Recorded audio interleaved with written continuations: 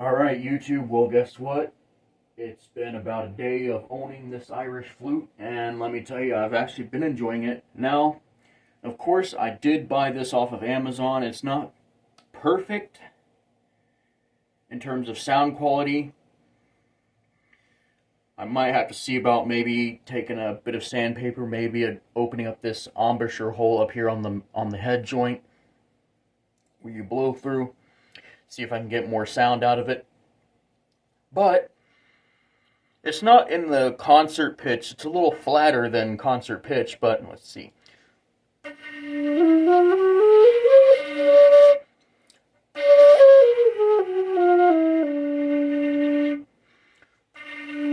If you're not like right up on the embouchure hole,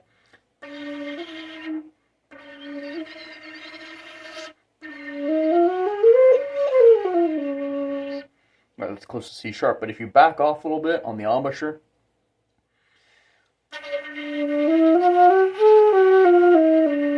it actually sounds like a D. It actually sounds like you're still playing in D. So it's still pretty good. Now, right now I can only play like slow tunes, maybe some like slow airs. Let's see if I do Hector the Hero.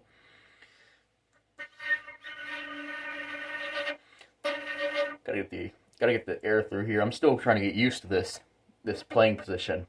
I have a fife and it's similar to that, but this is much bigger and much heavier than a fife. Like I said, it's probably made out of something akin to African blackwood, maybe like rosewood or something like that.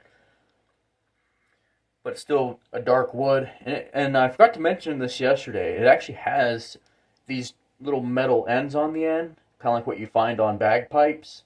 It's got like these metal mounts on the end, which I think is kind of cool.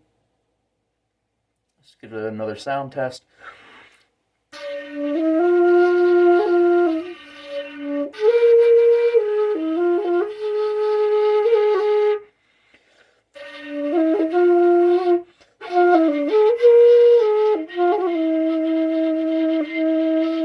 And a lot of the ornamentations I can kind of get on here. Let's see. I can do the cuts really well, the tap. I can also do the tap ornamentation.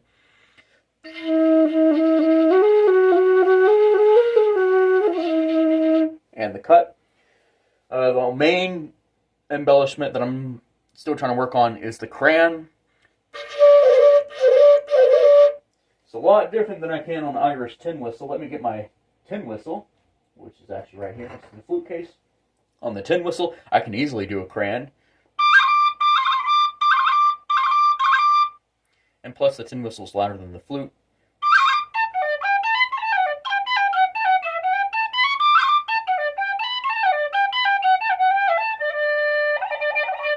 I like to do a two-hand cran where I do like a, because of my bagpiping background, I tend to do my index on my right hand, left hand, which is my top hand, index on the bottom hand, then my ring finger on my top hand. And that's how I do a cran, specifically on the low notes. On the high note, I just do this.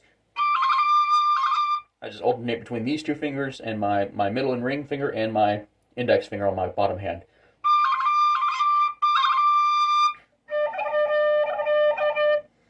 A lot of Irish players will tell you that it might not be ideal to play that way when you're playing a cran.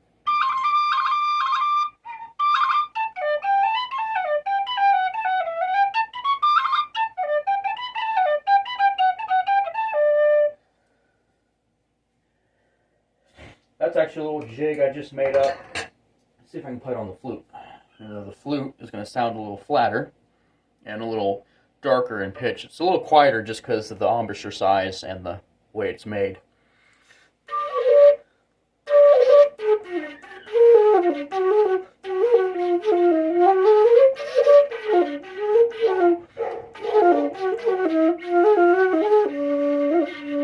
I can still get it. Like I said, the sound is a little dark, not as bright and punchy.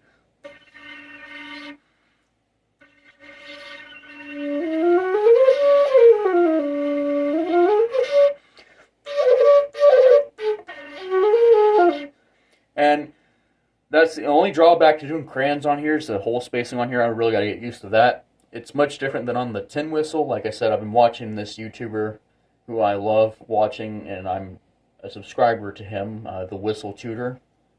He's an Irish whistle player and Irish flute player.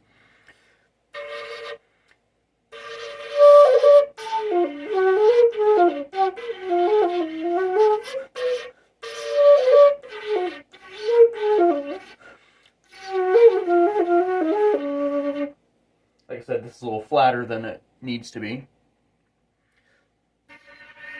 Now, if I push my foot joint all the way in, I've come to realize that it actually doesn't stay in tune, but if I pull the foot joint out just a bit, this actually comes in 3 pieces, so I can actually tune this flute if I need to make adjustments to its tuning, but I might actually alter the embouchure hole up here to actually get some more sound out of it. But as far as the actual tuning goes between the notes, as long as I pull the foot joint out a bit, it should be relatively in tune.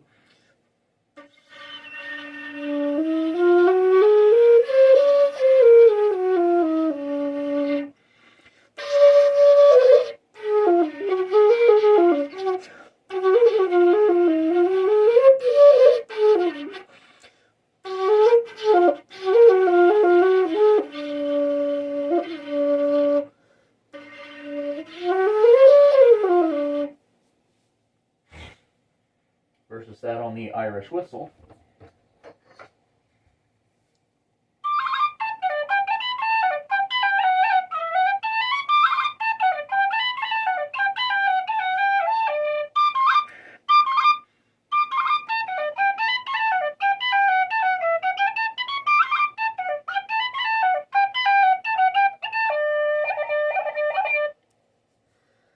Let's actually try a slow air. Let's do Dawning of the Day.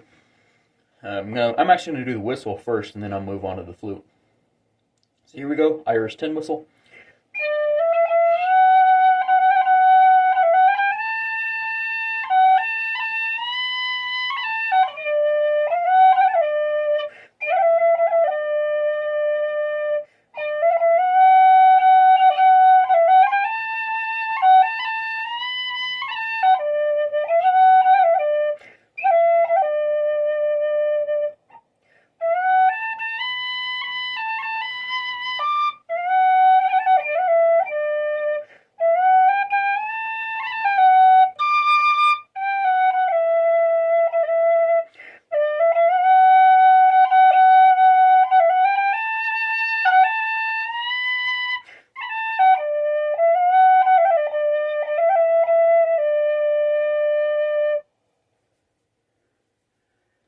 And now the Irish flute. Here we go.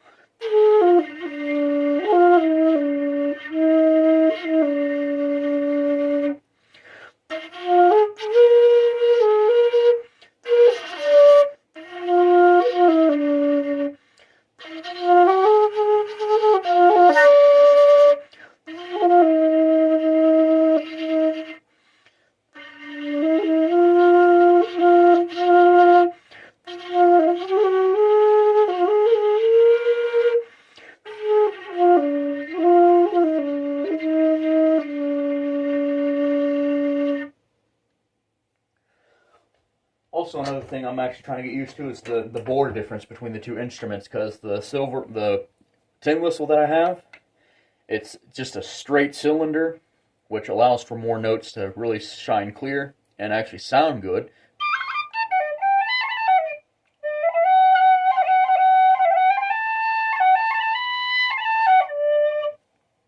Versus this, most regular flutes, like classical flutes, are cylindrically bored. They're cylindrically bored just like the Irish whistle is, but this is actually a conical bore. So I can get up to, now again, because of the way it's made, it's not able to do a full 2-octave range, but I can get up to an octave plus a major third.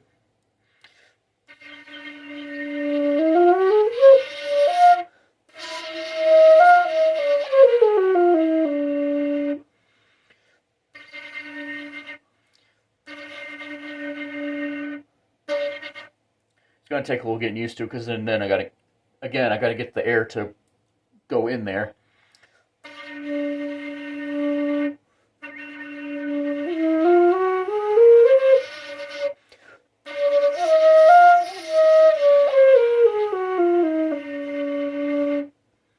But it still sounds pretty good. Again, it's a little flat. I think Whistle Tutor himself actually has Irish flutes that are tuned flatter than normal standard pitch. And again, because some of them are in one piece, like they're bamboo, this one actually comes in 3 pieces, so you actually have to tune it.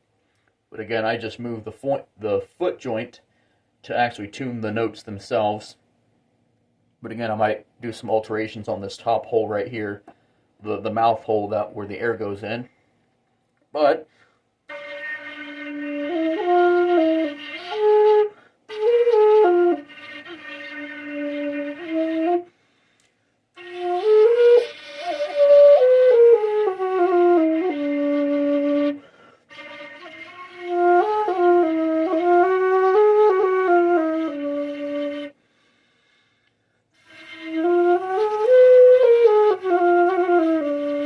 I can actually still finger a C natural pretty well on here.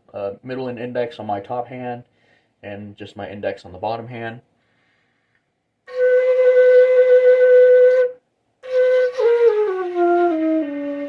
Again, the flute is naturally tuned a little flatter, around like A426, something like that, maybe A432, somewhere in that range.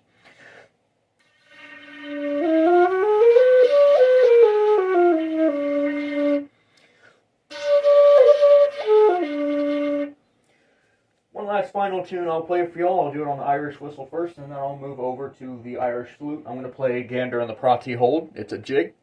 I actually played it in one of my New Year's videos. And that's the Gander and the Prati.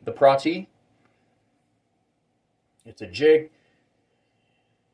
And again, the fingering on the whistle is actually the same thing as the flute, or it could be the other way around. The fingering on the flute is the same as the tin whistle, but the only difference is tin whistle. Tin whistle, we can actually get notes to play a lot faster.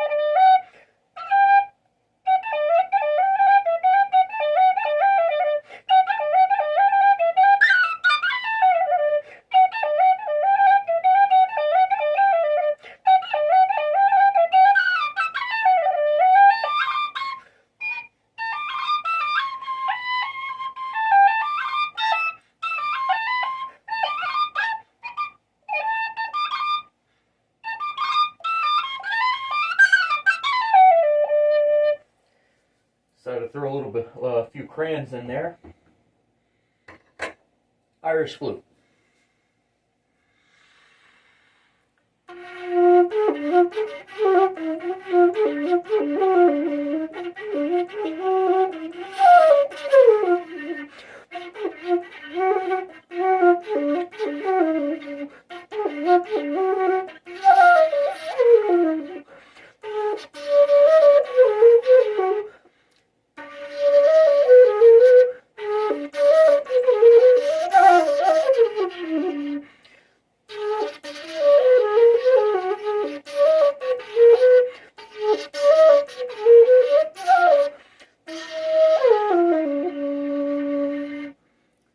Again, going to take a little getting used to. I did not put crayons in the flute version, but I still did some cuts and all that stuff. Again, this is actually my first Irish flute, so it's going to take some getting used to. And plus, I do plan maybe someday enlarging that embouchure hole on the flute itself.